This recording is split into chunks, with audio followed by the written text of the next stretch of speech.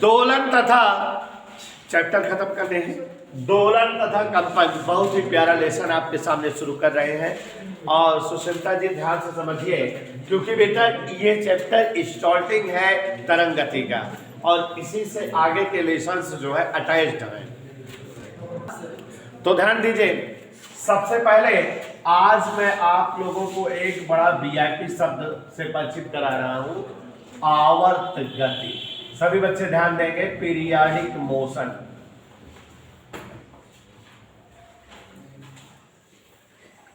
उन्हें सब बेटा ध्यान से सुनते हैं। देखो बच्चों, आवर्त शब्द हम लोग जो है कई जगह सुने हैं। यहाँ पे जिसमें मैं आपको आज आवर्त शब्द सुनाने जा रहा हूँ वो ऐसे आप केमिस्ट्री में इसको सुने हैं, मेंडलीव आवर्त नियम, आवर्त सारणी है ना। तो आवर्त शब्द कैसे कि तत्वों के भौतिक एवं रासायनिक गण उनके आवर्ती फलन होते हैं।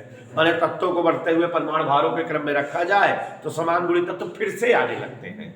आवर्त शब्द का मतलब होता है दोहराया जाना, रिवाइज करना, ठीक है। तो अब आवर्त गति ध्यान से समझिए कि आवर्त गति क्या है। जैसे बच्चों अभी हम सड़क पे लेके आप लोगों को चले और पंचमुखी मंदिर वाले चौराहे पर खड़े हो जाएं और सबको कहते बेटा सब लोग भगवा चुंगी जाओ चौराहे पर, और सबको टाइम फिक्स कर दे कि सबको 20 मिनट में भगवा चुंगी पहुंच जाना है। अब देखो निश्चित समय में हमने जाने को कह दिया कि नहीं, ये नहीं है ऐसा है कई सेकंड पहुंचो, 20 में बोले हैं तो 20 में पहुंचो। तो अगर हम ध्यान सुनना, निश्चित समय में, और एक चीज शर्त लगा दें कि इसी सड़क से जाना है, माने सब के सब जो है मेन सड़क पकड़ो, जैसे सामने बलीपुर वाली सड़क से जी है, सीधे कहां जाओ, भगवा चुंगी तक। कितनी देर में जाओ, तो माने निश्चित पथ पर जाना है आपको, इसी रास्ते से। ये ना है कि इधर से शॉर्टकट मार दी या उधर शॉर्टकट मार दी, यही रास्ता से जाएगा है और निश्चित टाइम माने 20 मिनट में पहुंचेगा है। तो अब आप लोग सब लोग चलिए निश्चित पथ पर और निश्चित समय में वहां तक पहुंच जाइए, भगवा चुंगी चौराहे पर, और फिर वहां से लौट आइए। लौटते समय भी आपका रास्ता वही होना चाहिए और समय 20 मिनट लगना चाहिए। और आप ये कार्यक्रम सारा दिन करते रहिए, माने निश्चित पथ पर जाइए निश्चित समय में, फिर आइए, फिर जाइए, फिर आइए, मतलब अपनी गति को दोहराते रहिए, रिवाइज करते रहिए। तो अब यहाँ 3 चीजें हो गई, आप निश्चित पथ पर चलेंगे, निश्चित समय में चलेंगे और अपनी गति को रिवाइज करेंगे। तो यदि कोई वस्तु निश्चित पथ पर निश्चित समय में अपनी गति को दोहराते हुए गति करता है तो वस्तु की यह गति आवर्त गति कहलाती है। पथ भी निश्चित होना चाहिए कि नहीं, और समय निश्चित होना चाहिए और गति दोहराई जानी चाहिए। तो यदि कोई वस्तु निश्चित समय में और निश्चित पथ पर अपनी गति को दोहराते हुए गति करता है तो वस्तु की यह गति आवर्त गति कहलाती है। बच्चों घड़ी के मिनट वाली सुई की नोक को देखो, 12 पर है, 3 पे आई, 6 पे आई, 9 पे आई, 12 पे आई, तो इसका मतलब वो पूरा 60 मिनट में एक राउंड लगाई। क्या रुकी रहती, क्या लगाती ही रहती है, और एक वृत्ताकार रास्ता भी बनाती जाती है, उसी पर चल रही है। तो घड़ी के सुइयों की जो नोक है वो निश्चित पथ पर चल रही है और निश्चित समय में चल रही है और चल ही रही है, अपनी गति को दोहरा रही है। और ऐसी गति जो है, इसलिए कौन सी गति हुई, घड़ी के सुइयों के नोक की गति आवर्त गति का वीआईपी उदाहरण होती है। ऐसे जो ग्रह है, जैसे पृथ्वी है, सूर्य से एक निश्चित दूरी बनाए हुई है और सूर्य की क्या कर रही है, कितने देर में, 365 दिन में रुक गई, क्या कर ही रही है, तो अपनी गति दोहरा रही है कि नहीं। और इसका पथ भी निर्धारित है, जितने जोने रास्ता चलता वही चलता, अगर अच्छो इधर उधर हो जाए तो दूसरे के रास्ता टकराई जाए, है ना। तो निश्चित पथ पर निश्चित समय में अपनी गति को दोहराते हुए गति कर रही है, तो इसलिए इसकी गति कौन सी गति हुई। तो बच्चों यदि कोई वस्तु, याद हो जाना चाहिए, ध्यान से देखो, इस चैप्टर को जो पढ़ाने जा रहा हूं, 2-2 लाइन की 60 वोट परिभाषा बा। पूरा चैप्टर में मैं लिखाई दो, सब परिभाषा बा। अब इतना याद तो हो ना पाए, समझे रहा तो याद रहे।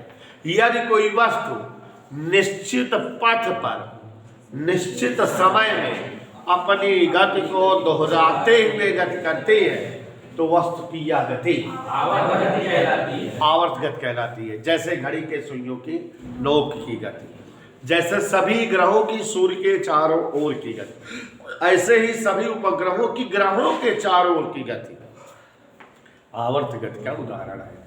ठीक है बेटा, अब यहां ध्यान से देखो, आवर्त गति हो गई। आवर्त गति आपको पढ़ाऊंगा 2 प्रकार की है। यहां बेटा ये लेसन, आवर्त गति 2 प्रकार की है, एक है दोलन गति और एक है सरल आवर्त गति। तो यहां पर समझिए जरा, इस लेसन में दोलन गति का वर्णन है और सरल आवर्त गति एक दूसरे लेसन में है, सिंपल हार्मोनिक मोशन SHM। तो हम लोग दूसरे लेसन में इसके बारे में डिटेल पढ़ेंगे और दोलन गति इस लेसन में डिटेल पढ़ेंगे। अब दोलन गति क्या है? जो ये पथ था, पथ के बजाय कहीं कोई एक बिंदु हो जाए। मतलब जैसे आपने जो है बच्चों को यहाँ जो है चौराहे से भगवा चुंगी भेजना है, बीच में जगवंती टंकी है, क्या है? बीच में है ना, कोई एक लड़का वहां खड़ा हो जाए और आप यहाँ सारे लड़के जब जो है भगवा चुंगी जाएंगे आएंगे जाएंगे आएंगे, तो जो खड़ा हुआ है जगवंती टंकी पर, उसके हिसाब से गति कैसे समझ में आएगी? उसको समझ में आएगी कि एक बार लड़का उसके इधर गया, एक बार इधर गया, एक बार इधर गया, एक बार इधर गया, है ना? तो अब इसके हिसाब से गति बोली जाएगी कि यदि कोई वस्तु किसी निश्चित बिंदु के, ये जगवंती तक की बिंदु हो गई, यदि कोई वस्तु किसी निश्चित बिंदु के इधर उधर, इधर गया उधर गया, इधर गया उधर गया, इधर उधर अपनी गति को दोहराते हुए गति करता है तो वस्तु की यह गति दोलन गति या कंपन गति कहलाती है। बात समझ में आई? तो परिभाषा फर्क क्या है? वहां पथ था, यहाँ क्या है? बिंदु। तो यदि कोई वस्तु, शिवांशु, यदि कोई वस्तु किसी निश्चित बिंदु के इधर उधर अपनी गति को दोहराते हुए गति करता है तो वस्तु की यह गति दोलन गति कहलाती है। घड़ी का जो पेंडुलम होता है, जो घंटे घड़ी आवाज करती है, जो नीचे पेंडुलम लगा रहता है, एक बार उधर जाता है, एक बार इधर, एक बार उधर, एक बार इधर, तो वो कौन सी गति करता है? दोलन या कंपन गति। झूला डाल दिए हो, एक बार उधर जाता है, एक बार इधर, झूल रहे हो, तो कौन सी गति है? दोलन या कंपन गति। तो समझ में आया बेटा कि यदि कोई वस्तु किसी निश्चित बिंदु के, पथ नहीं बोल रहे हैं, गति बात, यदि कोई वस्तु किसी निश्चित बिंदु के इधर उधर अपनी गति को दोहराते हुए गति करता है तो वस्तु की यह गति दोलन या कंपन गति कहलाती है। इधर टोके घड़ी के पेंडुलम की गति या झूलों की गति दोलन या कंपन गति होती है। अब बच्चों, अगर कोई वस्तु इस प्रकार आवर्त गति करे कि उसका जो है त्वरण विस्थापन के समानुपाती हो, माने अल्फा बराबर माइनस ओमेगा स्क्वायर वाई, तो ऐसी गति को सरल आवर्त गति कहते हैं। अब इसके बारे में बहुत डिटेल में हम लोग दूसरे लेसन में पढ़ेंगे, यहाँ बस परिभाषा बता दे रहे हैं कि यदि कोई वस्तु इस प्रकार आवर्त गति करे कि उसका त्वरण विस्थापन के और दिशा माध्य स्थिति की ओर बनी रहे तो ऐसे जो है गति को सरल आवर्त गति कहा जाता है। अब बच्चों, परिभाषाओं को थोक के भाव में समझना है, ध्यान से सुनिए, बताता जा रहा हूं। आज आपको मैं सब समझाता जा रहा हूं, थोक के भाव में छोटी छोटी परिभाषाएं, ध्यान सुनिए। सबसे पहले बेटा मैं आपको सिखाना चाहता हूं सरल लोलक,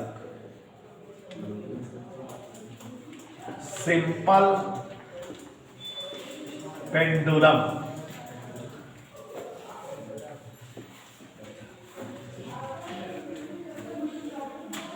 हाँ, थोड़ा सुन लीजिए। सरल लोलक क्या है बता दें क्या है?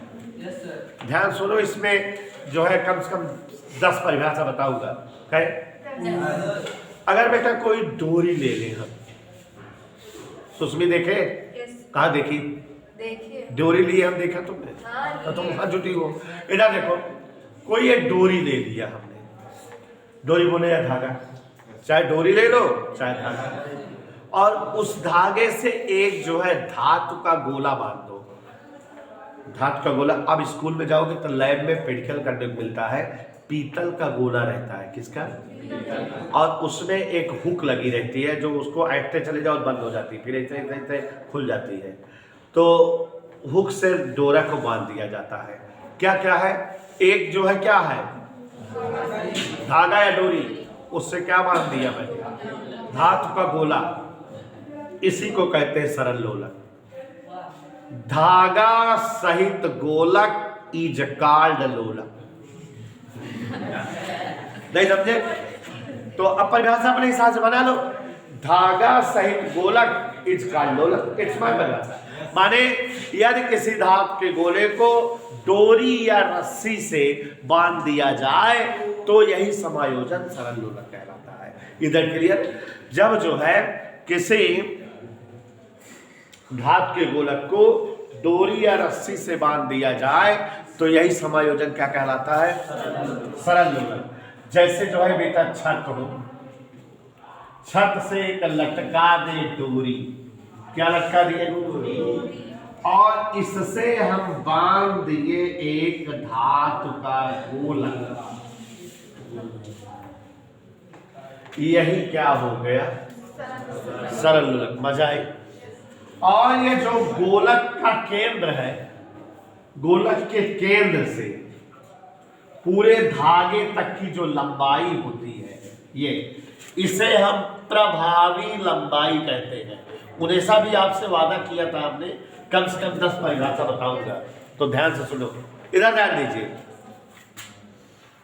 किसी धागे या डोरी से अगर कोई धातु का गोलक बना हो तो यही समायोजन क्या कहलाता है? सरल लोलक। गोलक के केंद्र से संपूर्ण धागे तक की लंबाई प्रभावी लंबाई। क्या शब्द हो गया? 2 हो गया। अब ध्यान से सुनना, कई सारे बताऊंगा, इतना समझ में आया? ये जो धातु का गोलक जो बंधा हुआ है, अगर ऐसे रुका हुआ रहे, ना इधर हिल ना इधर हिलडुल ना हो, विराम में हो, तो लोलक की रुकी ही अवस्था, लोलक की रुकी हुई अवस्था विरामावस्था या साम्यावस्था या साम्य स्थिति या माध्य स्थिति कहलाती है। कई सारे नाम, साम्यावस्था कहो या साम्य स्थिति, माध्यावस्था कहो या माध्य स्थिति। माने कोई लोलक अगर रुकी हुई अवस्था में है तो ये क्या है? साम्यावस्था या माध्य स्थिति।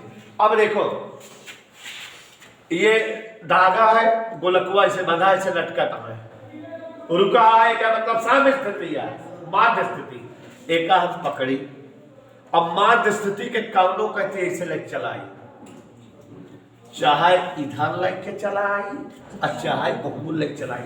तो ध्यान से देखो, अगर साम्य अवस्था के किसी ओर हम लोलक को कुछ दूर लेके आए, विस्थापित करें, अच्छा बता दिए, छोड़ दिए, लोलक को हम जो है कहां तक लेके चले आए? यहां तक। ओ से कहां तक लेके चले आए? ए तक। यहां लेके आए, छोड़ दिए, और लोलक फिर ऐसे रुका थोड़ी रहेगा, ऐसे साम्य स्थिति से होता हुआ दूसरी ओर कुछ दूर जाएगा, ऐसे इधर, ऐसे, फिर ऐसे, और लगातार ऐसे ऐसे ऐसे अपना हिली डुली करने लगेगा। ठीक है?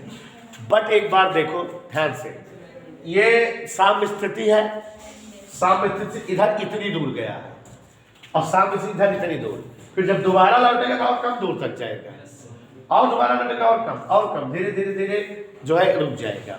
तो ये लोलक साम्य स्थिति से जितना ज्यादा से ज्यादा किसी भी ओर जाता है उसे हम आयाम कहते हैं। क्या कहते हैं? आयाम। परिभाषाएं नई नई बनती जा रही, ध्यान सुनो।